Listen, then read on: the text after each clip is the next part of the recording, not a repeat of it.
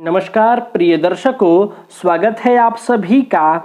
और आज हम बात करेंगे काल पुरुष के शरीर के भीतरी अवयवों पर राशियों की क्या स्थिति है, राशियों का क्या प्रभाव है और साथ ही साथ काल पुरुष के कुंडली पर किस भाव से हम शरीर के आंतरिक कौन से अंग का प्रभाव होगा, किस आंतरिक अंग का विचार करेंगे, यह समझने वाले हैं। पिछले क्लास में हमने काल पुरुष के बाह्य शरीर पर राशियों के प्रभाव को समझा और कुंडली पर किस भाव से शरीर के बाहरी अंगों का विचार होता है, यह हमने समझ लिया है। आज हम बात करेंगे भीतरी अवयवों पर प्रभाव, यानी काल पुरुष का जो शरीर है उसके भीतरी अंगों पर, शरीर के भीतर के अंगों पर राशियों की क्या स्थिति है।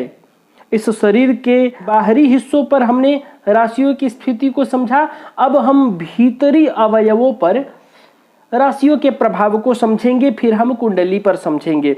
सबसे पहले आप यह देखिए, मेष राशि से मस्तिष्क का विचार होगा, यह भीतरी अवयव है।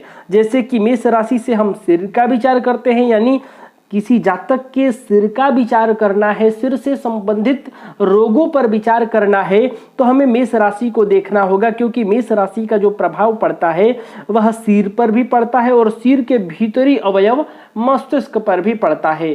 तो दिमाग से संबंधित, सिर से संबंधित यदि किसी प्रकार की परेशानी को लेकर कोई प्रश्न देखा जा रहा है, किसी रोग को लेकर कोई प्रश्न देखा जा रहा है सिर से संबंधित, तो हम मेष राशि को देखेंगे। और जैसा कि हमने कुंडली पर भी समझा था कि प्रथम भाव सिर है और प्रथम भाव ही मस्तिष्क होगा, अभी बताऊंगा।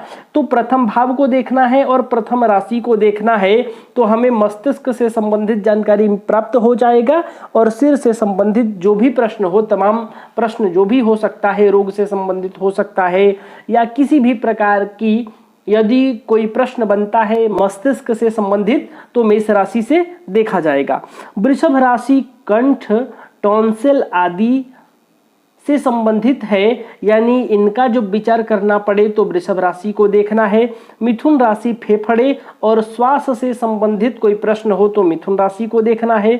दिल हृदय से संबंधित प्रश्न कर्क राशि। पाचन शक्ति सिंह राशि, यानी सिंह राशि का प्रभाव पाचन शक्ति पर है। कन्या राशि आंतें, पेट के भीतर का निचला हिस्सा। तुला राशि गुर्दे। वृश्चिक राशि मूत्रेंद्रिय जननेंद्रिय। धनु राशि स्नायु मंडल तथा रक्त वाहक नसें। मकर राशि हड्डियां तथा जोड़। कुंभ राशि रक्त तथा रक्त का प्रवाह किस प्रकार का है, ये कुंभ राशि से ज्ञात होगा। और मीन राशि शरीर में कफोत्पादक जो चीज है, कफोत्पादक जो अंग है, उन अंगों पर मीन राशि का प्रभाव है, तो उन अंगों से संबंधित बातें और कफ से संबंधित बातें मीन राशि से ज्ञात की जा सकती हैं। अब इनका हम कुंडली पर प्रभाव समझें तो प्रिय दर्शकों, यह आप बाह्य शरीर का जो विचार होगा वह कुंडली के किस भाव से होगा, यह आपने समझ लिया था। तो जिस अंग का जिस भाव से विचार होगा, उसी भाव से उसके आंतरिक अवयवों का भी विचार होगा। जैसे सिर का विचार लग्न से होता है, तो सिर के अंदर का जो हिस्सा है उसका भी विचार, यानी मस्तिष्क का विचार प्रथम भाव से ही होगा। दूसरे भाव से नेत्र का विचार होता है, यह दायां नेत्र है, तो दायां नेत्र से संबंधित कोई प्रश्न हो तो दूसरे भाव से देखा जाएगा। मुख का विचार दूसरे भाव से होता है, तो मुख का विचार, और मुख के अंदर किसी भी प्रकार की कोई परेशानी है तो उसका विचार दूसरे भाव से ज्ञात किया जा सकता है। टॉन्सिल, जिह्व आदि का विचार इस भाव से किया जा सकता है। तीसरा भाव गला है, गला से संबंधित विचार यहाँ से किया जाता है। तो गला से संबंधित जो आंतरिक अवयव हैं, गले का जो अंदर का हिस्सा है वह तीसरे भाव से विचार होगा। बाहु, बाहु के अंदर का विचार तीसरे भाव से होगा। हृदय और छाती, यानी छाती के अंदर फेफड़े आदि का जो विचार होगा वह इस भाव से होगा। पेट के अंदर का जो हिस्सा है, पाचन क्रिया, पाचन शक्ति, उन सभी चीज का विचार पंचम भाव से। नाभि और पैर का विचार इस भाव से होता है। और ये वाला जो भाव है ये शरीर का बायां अंग है, और जिस भाव से जो बाह्य अंग विचार होता है उसी भाव से उस अंग के आंतरिक अंग का विचार किया जा सकता है। यहाँ से जननेंद्रिय का विचार होता है। तो इस प्रकार से जिस अंग का विचार जिस भाव से होता है उसके आंतरिक अवयवों का भी विचार उसी भाव से होगा।